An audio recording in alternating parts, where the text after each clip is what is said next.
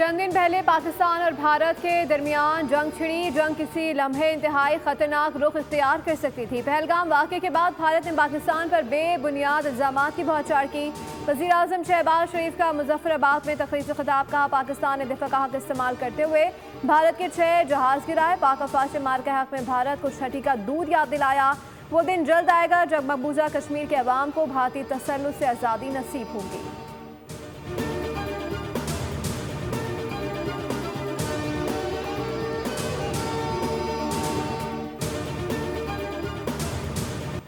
पाकिस्तान ने भारत को ऐसा सबक सिखाया जो वो कभी नहीं भूलेगा। भारत के खिलाफ फौजी हिकमत अमली को मुस्तकबिल में बढ़ाया जाएगा।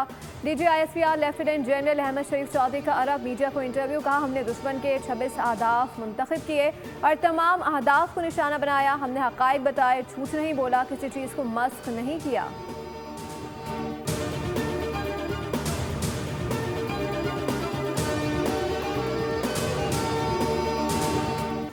खुजार में स्कूल बस पर भारतीय स्पॉन्सर्ड दहशत गर्दों के हमले में शहीद तालिबात की तादाद 4 हो गई। 8वीं जमात की तालिबा सहर सलीम हमले में शदीद जख्मी हुई थी। हमले में मजबूरी शहदा की तादाद 7 हो गई है।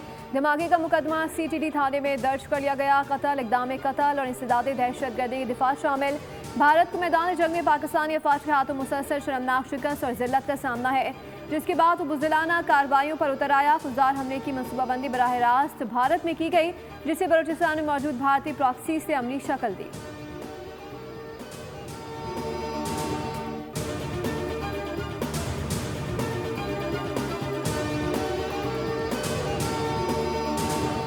खुजार का वाक़या नाकाबिले बर्दाश्त है। भारत की प्रॉक्सीज बाज आ जाएं। दहशत गर्दों के दिन गिने जा चुके हैं। ये बहुत अहम मामला है। हुकूमत इसे संजीदगी से डील कर रही है। नायब वज़ीर आज़म इसहाक़ डार का सेनेट इजलास में इज़हार ख़याल। पाकिस्तान समेत पूरे खत्े में दहशत गर्दी का खात्मा ज़रूरी है। नेशनल एक्शन प्लान के कुछ हिस्सों पर अमल दरामद हो चुका है। दहशत गर्दों को वापस आने की इजाज़त देने का खमियाजा भुगत रहे हैं। दहशत गर्दी के खात्मे पर भरपूर तवज्जो है। भारत के प्रॉक्सी वार से मुतालिक हमें अपने मुस्तकबिल का लाहे अमल तय करना है।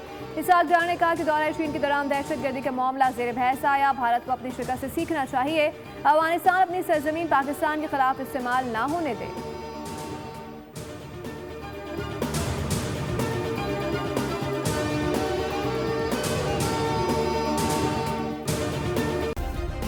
सब्सक्राइब करें और बेल दबाएं ताकि कोई खबर रह न जाए।